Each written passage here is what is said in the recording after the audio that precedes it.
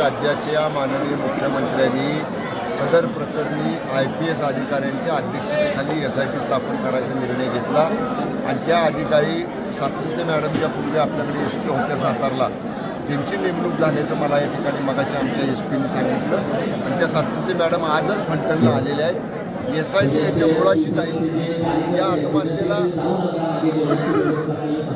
कारणीभूत कोण आहे, या आत्महत्येच्या पाठीशी कोण आहे, प्रत्यक्ष अप्रत्यक्ष त्या बिचाऱ्या डॉक्टर महिलेला हे अशा पद्धतीचं टोकाचं पाऊल उचलायला लावणारे कोण आहेत, SITमध्ये सगळं निघल आणि त्याला सगळ्यांना कडक शासन होईल. एकंदरीत आज आपण सातारा जिल्ह्यामध्ये पहिल्यांदाच असं आक्रमक भाषण करताना दिसून आला.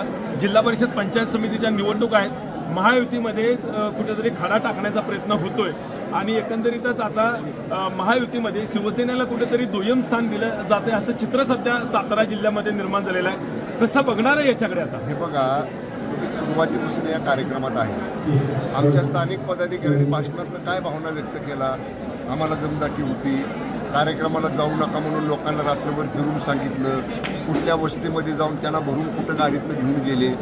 शेवटी मी काय सांगितलं, हा धनुष्यबाण आहे आमचा, हा महायुतीतलाच आहे ना.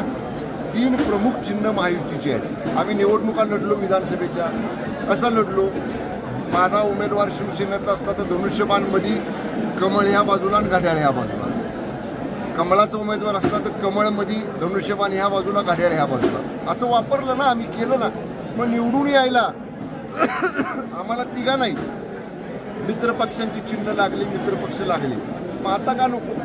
म्हणून मी काय म्हणतोय, मान सन्मान ठेवा प्रत्येकाचा, त्या ताकदीप्रमाणे जागा द्या तर महायुती होईल. पण त्याला जर असा घोडा घालायचा प्रयत्न केला, दमदाटी करायचा प्रयत्न केला, दादागिरी करायचा प्रयत्न केला, आम्ही शिवसैनिक आहे, शिवसैनिकांची काम करण्याची पद्धत सगळ्यांना माहिती आहे. म्हणून मी आक्रमक असं नाही, पण मी एवढंच म्हटलं की आमच्या शिवसैनिकांना दिवसाचा जर कोणी प्रयत्न केला तर मग त्याला सुद्धा आम्ही जशाच तसं उत्तर देऊ. हे महाराष्ट्रासाठी आहे. मी इथल्या प्राप्त परिस्थितीनुसार बोललो. महाराष्ट्राचे उपमुख्य